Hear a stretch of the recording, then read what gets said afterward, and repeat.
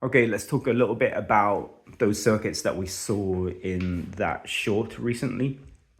So we've got two circuits. We've got really simple one with these dual shaft digital servos.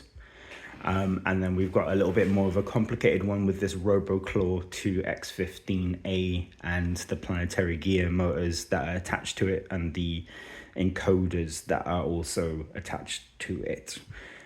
We've had to do a little bit of rework on these legacy Lynx motion tracks as a result. I'll talk about that in a second, but let's look at the kind of, or at least talk about the implications of bringing these new kind of bells and whistles, these new driver boards and so on into this robot. So let's talk about the most complicated one first. We've got the Roboclaw 2X15A, like I was just talking about. And the most important thing is it can do things like regenerative braking, right? So we can do like quick stops and we can conserve power, send power back to the battery. But as a result of that, we get voltage spikes, right? So, or even if I slam off the power, this guy's in trouble because of bad programming. Then I slam off the power and I get a voltage spike too. So we need a diode to kind of mitigate that, right? The other problem with these planetary gear motors and this guy also getting stuck programmatically, or, you know, he's stalled out. There's a situation that's too heavy for him, or he gets caught on a wall because rubbish autonomy, because I haven't figured that out yet. Then we get a kind of stall current. So we get big, like the maximum current draw that this guy can get. So we've got blade fuses in place to make sure we mitigate that too. And then we've got a blade fuse in place as well, just in case of like bad wiring or like kind of damage and so on. We'll just have to make sure that this 12-volt battery pack is like proper protected. But you know, that'll come with the design as we go. So again, just the short of it, we get this big warning that comes with the Roboclaw that's like, get a diode in there. So regenerative braking, all kinds of cool stuff. We need a diode, we need a blade fuse, because these guys can give us a big kind of max stall current draw. And what you're seeing here as well is these AB signals that are coming out of the encoder at the back here, and then that gets read by the Roboclaw on board, and then that gets sent back to the Jetson Orin Nano here. So the Jetson Orin Nano then receives, or at least we can process things like position, velocity. We can get feedback that helps us with things like regenerative braking, and we can do more kind of complex stuff with robot operating system as a result. So I'm really excited about getting this guy in, and then we're going to put this fan on top. We probably don't need a fan with a 2X15A. The heatsink's probably good enough, but why not? You know, extra measures, right? And then we got this really simple one.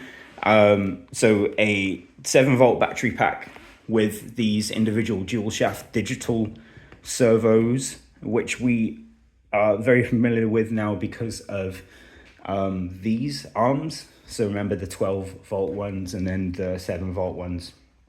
And these are all individually protected, but we've got a blade fuse just in case, again, of damage. Not so much what's going on over here. Like I said, these kind of manage themselves pretty well. And they all have their own individual PID. So it'll allow us to bring in more smooth animatronics. And another thing that I'm bringing in is, so we've got just movement here, and we've got movement here, right? And then we've got movement here. So we're going to bring a twist here as well, and we're going to bring a twist here too. And then we'll print similar aesthetic to this, but black.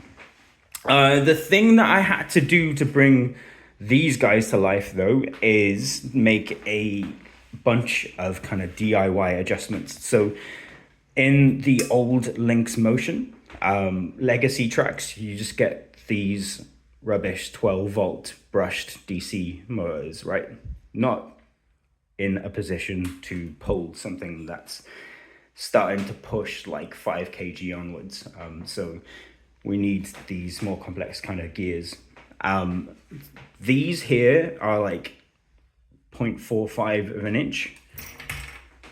But these are like 0.85 of an inch. So we had to do some classic DIY and do some boring with a old school drill.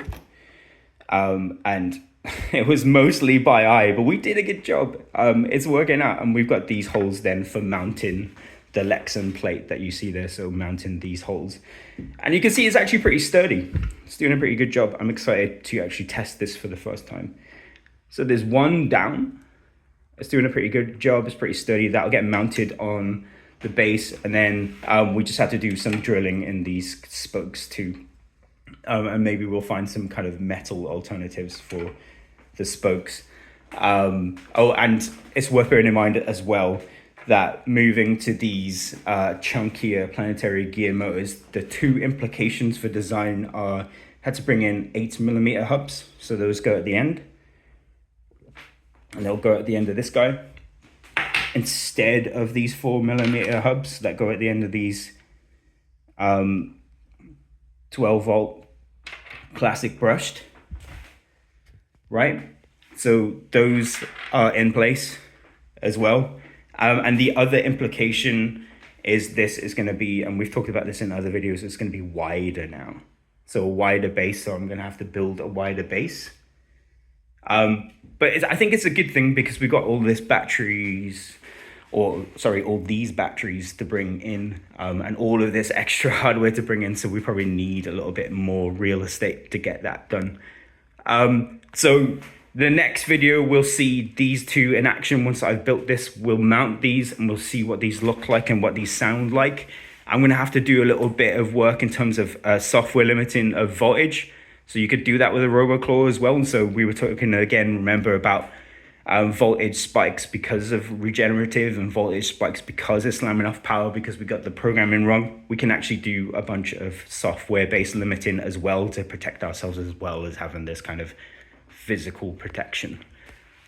So once I'm done there, I'll show you a quick demo of these up and running with some cool sci-fi soundtrack as usual. And then we'll get on printing this concept. And maybe I can show you some shoulder rotation and some smooth animations as a result. All right, I'm excited to see where it's going. Hope to speak to you all soon, and have a good day.